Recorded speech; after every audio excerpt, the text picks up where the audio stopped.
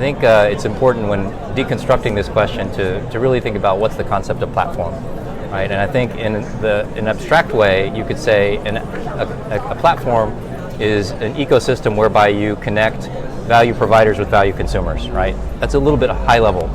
At a bit more technical level, we can say that a platform is an environment where software can run, okay? And underlying the software, you're going to need data, right? And software has multiple applications and multiple sets of data. So when you talk about unified platform, I think from our industrial customer standpoint, it's really about how do I provide a common environment where I can integrate the data or integrate the applications that have access to the data, right?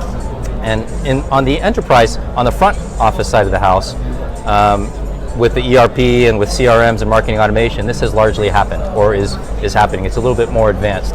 On the operational and industrial side, traditionally a lot of this data has been put into OT historians. And the time is really ripe for the OT-IT integration, which is to say operational historian integration with enterprise data lakes and enterprise historian. Now, operational data tends to be more time series, I would say, while enterprise data tends to be more relational. So definitely there's some technology aspects that have to be integrated to overcome this. Also, there's the obvious issues with security and creating firewalls, demilitarized zones, data diodes, and protecting the operations from the internet as a whole, right, as you move into cloud.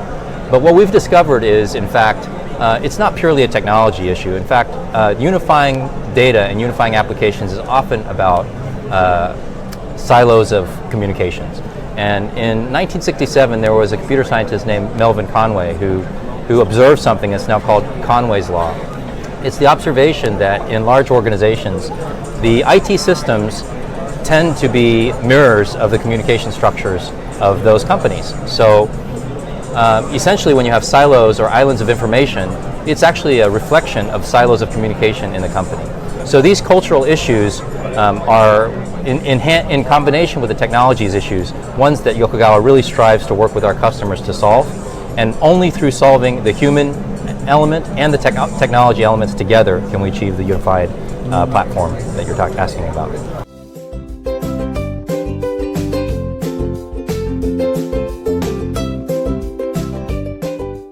I think obviously the heart of digital transformation, the heart of IoT is very much technology focused.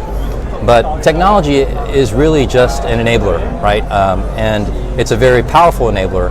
But in order to enable something, we have to understand the strategy and the context in which we're helping customers.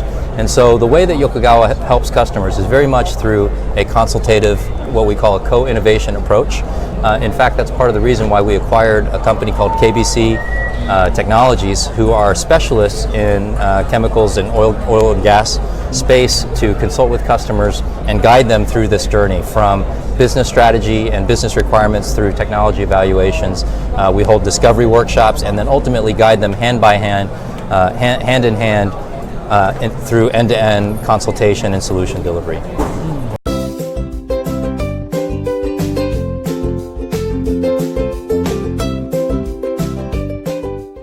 The reason why events like ITAP are important is because the world is becoming more open. The industrial space has traditionally been one where companies and customers are very conservative and tend to invest in technology that was very proprietary, very closed.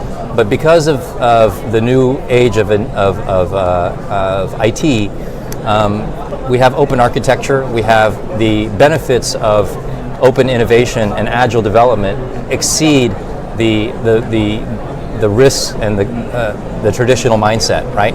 So events like this are important to Yokogawa because they expose us to this environment, not only for customers but for partners, alliances, and the ecosystem where we can provide maximum value to our customers and really engage in that ecosystem.